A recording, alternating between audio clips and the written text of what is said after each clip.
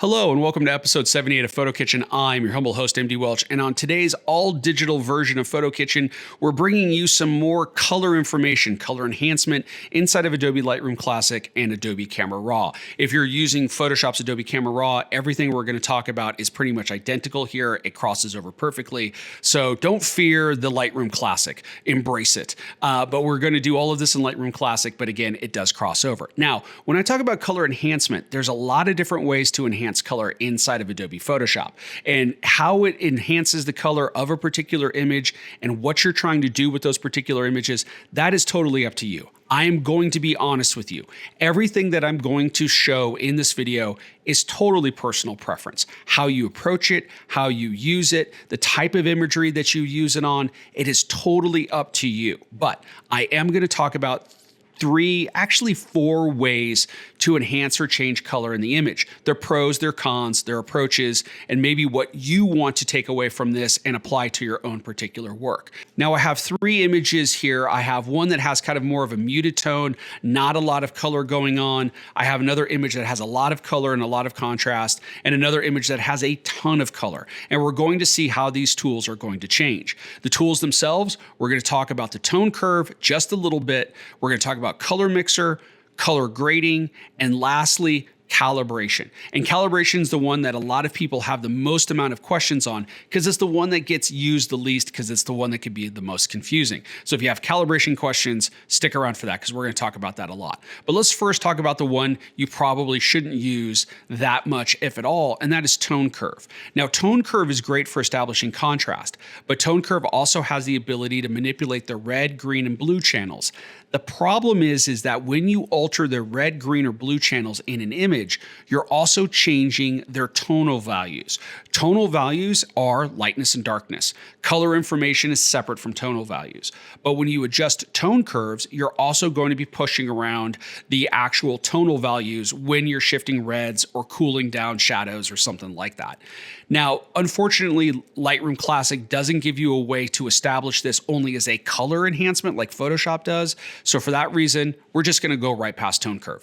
Use tone curve for contrast all day long. It's fantastic. It gives you the ability to pull out saturation so you're not oversaturating an image while you're doing contrast. It's great, but don't use it for color enhancement unless there's a specific look that you're going for.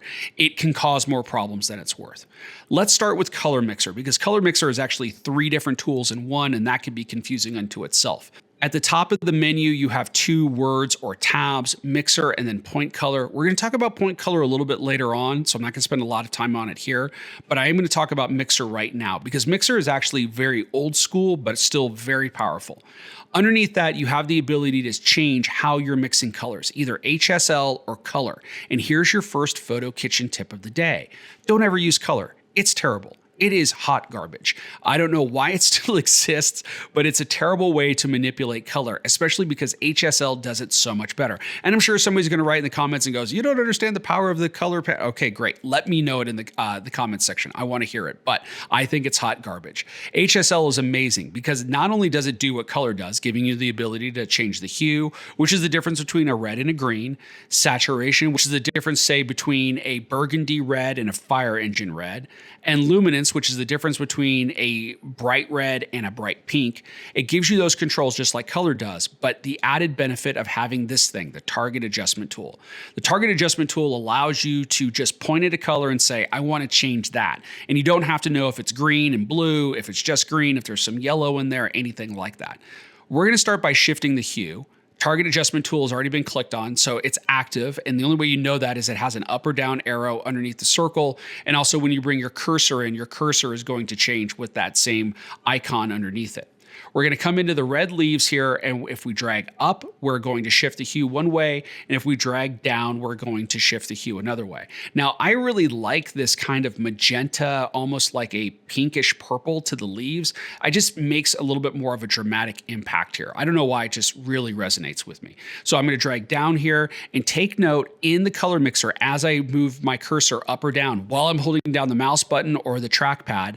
Notice that the red and orange sliders are manipulating. And that's the beauty of HSL, is the target adjustment tool. I didn't have to know that there's orange in here. It's just doing it for me. Now, if I release my mouse button and switch to saturation, and do a saturation change here, this is key. And also another top tip for you. This is a non-destructive editing workflow. Move these sliders around a ton. Really change them. That way you can see what is being enhanced or maybe being destroyed in an image. It's always easier to move the sliders a radical amount. Saturation, even if you're not going to do an adjustment, saturation is a great way to see where that adjustment's going to happen. I'm going to come into here, I'm going to click and drag again, I'm going to go down and take notice that maybe you didn't see this in the beginning, but notice how much of those reds and oranges were in the flush tones of our subject. Right? Now, if we drag up, we could really see that. It goes a full nuclear here with the colors. So this is an important thing to point out. Hue and saturation are great. They're shifting the colors around, but they are a global adjustment. They're going to shift, in this case, all of the red and all of the orange, which exists in the flesh tones. And that's something to be aware about. Now, as far as if this is good or bad, that's a personal decision. Some people would say, oh, by lifting the hue and saturation of the reds, we want to see that in the flesh tones because it would be uniform across the image. Others would say, nope, I want to separate the two of them. Just be aware that this is a global adjustment and it is impacting the reds. But take note, if we go back to saturation and we pull out that saturation again, drag it all the way down, look at the greens and the yellows inside of the image, the grass, right? The blue of the sky in the upper left-hand corner. They are not being impacted whatsoever. You are only changing the reds or the oranges in the image. You're not making any changes to any other colors. And while this is a global adjustment, it is still local in the colors that's being impacted when you're using the target adjustment tool. Now let's just reset this panel really quick. I'm going to hold down Option on the Mac, Alt on Windows, and I'm just going to come up to the top here where it said Mixer. It now says Reset Mixer. I'll click on it once, resets everything, and I'm going to come down to Calibration. Now the Calibration panel and Color Mixer do similar things, but they do have a radically different approach on how they are shifting or manipulating colors. And in fact, it's such a stark difference that many people, when they see the Calibration panel and start to play around with it, they don't like the results and they leave it alone. And for that reason, it's one of the least used panels in Adobe Camera Raw and Lightroom Classic. But I'm here to tell you, it is worth your time. Even if you only use it for this particular thing. If you shoot Nikon, Sony, or Fuji, a complaint that a lot of people have is that the Sony sensors that those three companies are using, at least at the time of this recording, have a tendency to go a little bit green. Come into the shadow sliders and add yourself about, I don't know, somewhere between 10 to 15 on your shadows, and you'll notice immediately that that kind of green cast that follows all Sony sensors goes away and gets warmed up. This is far better than manipulating the green or the tint slider in the basics panel because you're only impacting the midtones and darker. You're not changing the highlights, which if you do this here and you go radical with the magenta, you could see how quickly everything shifts. It's almost like an overlay of color. So for nothing more, the calibration panel solves that problem, but I'm here to tell you there's more to be done. Now, if you come into here, you'll see that you have red primary, green primary, and blue primary. Now, unlike Color Mixer, when you start to shift red, green, or blue, you are shifting all of the colors. This is truly the most global way to edit color or manipulate color in all of Camera Raw editing, right? So you can manipulate these sliders and you're going to see all the colors change. And as I said before, when you move the sliders, move them radically. If we drag the red primary all the way over to the left, you'll see that the red is being pushed almost into a pink or a magenta. Notice that the other colors in the image are also being pushed. The yellow grass and the green grass are being shifted. The blue sky is being shifted as well. Now the red is being impacted the most because that's what you're adding or subtracting here, but you are moving all of the colors. If you go to the other direction, in this case positive, you're essentially warming up or adding yellow to the actual red values. And if you look at the color bars for red primary, green primary, and blue primary, you can kind of anticipate what's going to happen with those colors, but that's not always true because it just really depends on the colors that exist in the image. And yes, there's videos on this where they do this with color wheels and they show you how everything shifting, and that all makes sense until they start to apply it to an image, and then none of it makes sense. So I'm here to tell you, move the sliders around until you find something that, for lack of a better word, looks cool. Now I'm going to double click on the hue slider to reset it. That's always a great feature about Lightroom Classic and Adobe Camera Raw. I'm going to come down to green primary. I'm going to go positive with it. This creates a very interesting thing. It shifts the green. The green kind of loses some yellow, but gets warmed up really, and also gets a little bit richer. If we go to the opposite side of it, we're almost pulling out color. It's almost like a desaturated look with the green. The red also loses a lot as well. If we go into the hue slider for blue primary, if we go run one direction, now we're getting a lot more kind of a bluish aquamarine going on. If we go far enough, we'll actually push purple into here. Skies always go purple with blue primary. When you go positive, you look in the upper left-hand corner, you could see that. I have another image where it'll be easier to see. If you go negative with blue primary, all of a sudden we're getting, again, like a nice warmth going on, even more so with green primary. So what's interesting about this, we'll reset the sliders, is we're impacting all of the colors. So that means the entire image gets this look. Now let's go with an actual design look here. Let's go positive on the green primary, about 50, and let's go negative 50-ish or so on blue primary. And look at this image. Here's the before, here's the after. And what's interesting about calibration, unlike a lot of other color adjustments, especially color mixer and especially tone curve, is that this is doing all of the colors at once. So you're not getting any weird fall offs or any weird selections going on. This feels the most like you've changed film stocks, to use that analogy, or even changed the chemicals of the processing of those film stocks. It has a look. This feels very Technicolor, 1950s, that kind of old color shifting going on that we saw in those older movies. That's what this kind of feels like. You can't get this with color mixer. You can't get this with color grading, which we'll come to in a second. So you have this kind of look going on, and that look has an impact. And that's the reason why so many people use calibration, because so far of all of these tools, this is the one that kind of shifts the style and the feel of your image the most with the least amount of work. And of course you have saturation sliders here. So let's just increase the saturation for both. So we're kind of increasing those impacts. And again, here's the before and here's the after. It's probably too heavy-handed, but it's non-destructive. I could back off the sliders a little bit later on, but you can see how much this image has changed. And again, it's happened to everything. So it doesn't feel as over-processed because you're not just changing one color and leaving other colors alone. Now, as we saw, calibration is going to shift all of the colors in the image, and color mixer is going to shift certain colors in the image. But what color grading does is it establishes colors to tonal values. If you don't know what that really means, here's a simple way to look at it. It allows you to have a color established to either dark information, mid-tone information, or highlight information. And if you take that technology and you combine it with color theory knowledge, understanding the color wheel, complementary, contrasting colors, secondary, tertiary patterns, all of that other kind of stuff, you can really establish an emotion to images. Yes, calibration will give you a look of a film stock, but color grading will allow you to establish emotion with colors. And that's the reason why color grading has been used in cinema almost as long as we've had color imagery. Now, in this particular image's case, because there's not a lot of color, calibration might not be the best tool here. Let's just go ahead and do some shifting. Here's some red primary stuff, not great. Here's a positive, kind of warms things up. Looks very post-produced or overproduced. This is kind of interesting though. When you pull green over positive, you kind of pull that yellow out of the green, and it just kind of takes that warmth out of some of that, kind of brownish of the desert look. And if we then come into blue primary and play with that a little bit, let's go in this direction and pull some of that blue primary negative, we're almost getting a warmth back up of those skin tones.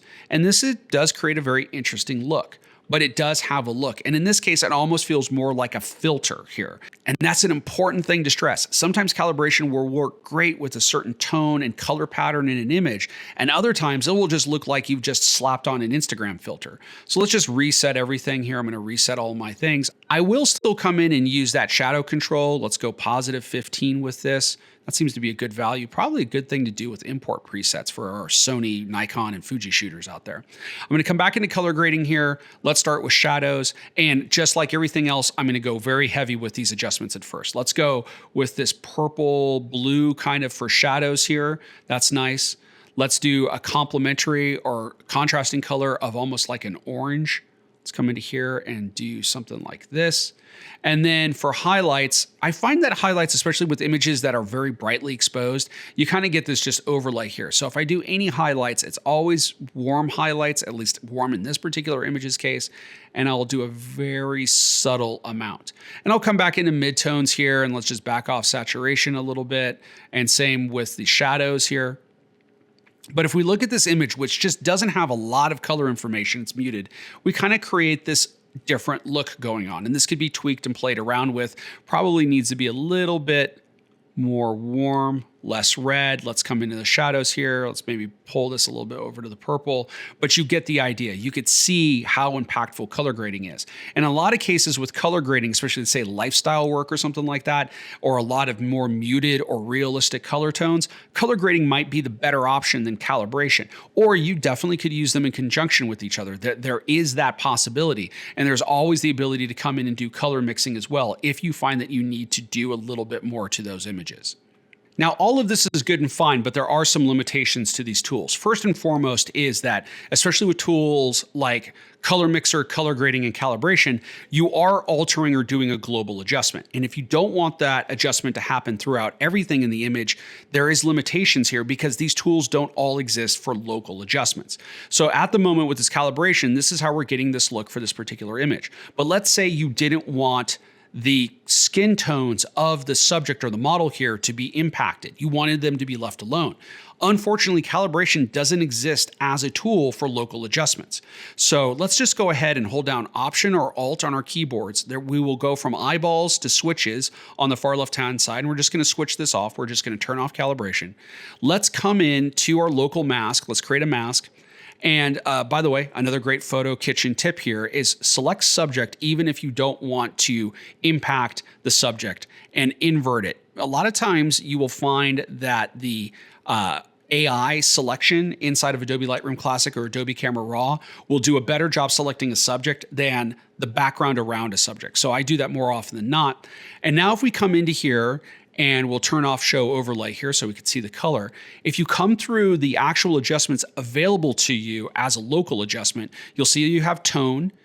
There are some color changes. You could shift the overall hue if you wanted to, right? You could do that. You could also do a color overlay if you wanted to as well, but there's no calibration.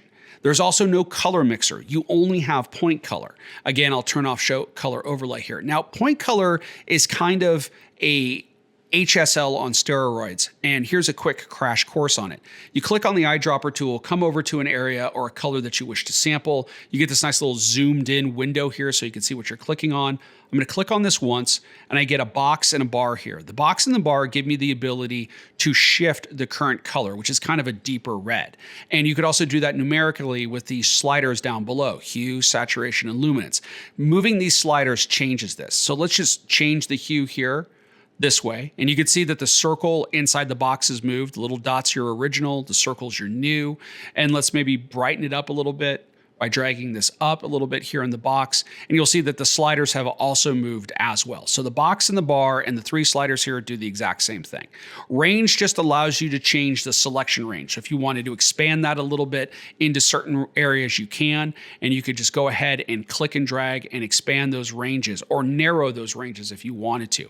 If you hold down the Option key on the Mac, Alt key on Windows, when you do range, you will get a black and white version of your image, and only the things that are in color are being impacted. So if we do a negative range here or a very low range, you could see how little of the red is being selected. If we go all the way to the other side, you could see how positive that it is.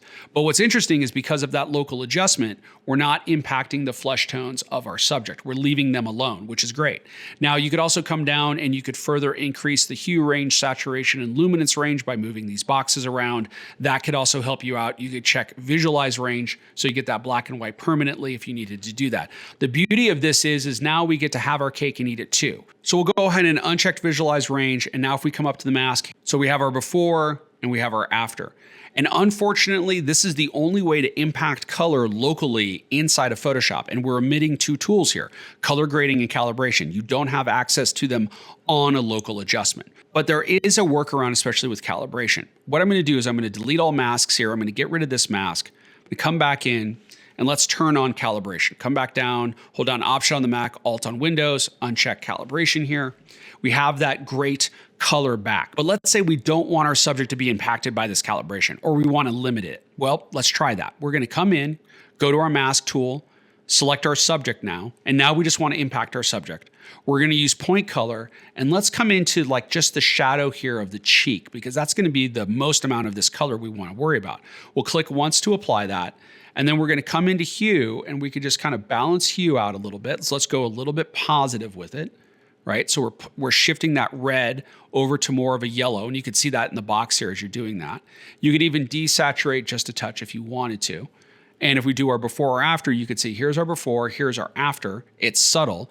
And the beauty of local adjustments is they all come with a slider. So if you thought this was a little too much and you want to bring some of that back, you could always use the slider here and come back to that calibration. Unfortunately, this is really the only way to localize a calibration, and you're going to have to hope that there's an adjustment to counteract whatever you did with calibration. So pay attention what's going on with your colors, and then maybe you have control for hue and saturation here to localize that adjustment. And to wrap things up, let's just do a quick calibration to a nighttime shot. You see calibration used by photographers the most for nighttime landscape work, urban photography, those kinds of things. Calibration has a lot of power here. We'll again add our plus 15 or so to shadows. Let's play with red primary a little bit. That does some interesting stuff. Okay, that's kind of cool. Let's reset. Let's play with green primary a little bit. Okay, gets a little purplish in the sky there. Get a little bit of warmth going on here. All right, that's kind of cool. Let's reset that. And then let's come into hue here, and we could see how that's changing. Now, one thing that I like, especially with calibration with this image, is I like pulling negative values for blue primary. I like this warming up, this kind of yellowish orange of the temple here lit up at night. But then I could come into the green primary and pull some of that blue back by doing this, right? I could have that choice. Or if I just liked this look of the temple and of the green and this blue of the sky was bothering me, there's nothing saying that I can't come back to color mixer, come into HSL, little target adjustment. Let's come into hue here, and let's just shift this a little bit more blue. There we go. And then bump up the saturation a little bit. There we go. Right? So there's a great example of color mixer and calibration combining together to give you a result. Here's your before. Here's your after. And again, this might not be your cup of tea. You might not like this adjustment. That's fine. Just understand that the tools are available to you. They can be used in combination. There are some possibilities with local adjustments. But overall, calibration is going to give you truly global adjustments, and it's going to give you some very interesting results. And of course, Color Mixer is going to give you the ability to add color to tonal values, really changing the emotion of the image. And of course, you should just avoid tone curve at all costs. Well, I hope you've liked this image. If so, please hit that like button down below. Please subscribe to the channel if you haven't already done so. And if you have subscribed, thank you for your support. And of course, please share this with anybody who's struggling with the different ways that you could adjust color inside of Adobe Lightroom Classic and Adobe Camera Raw. And until next time, I'm MD Welch, wishing you all the best from this very digital version of PhotoKitchen.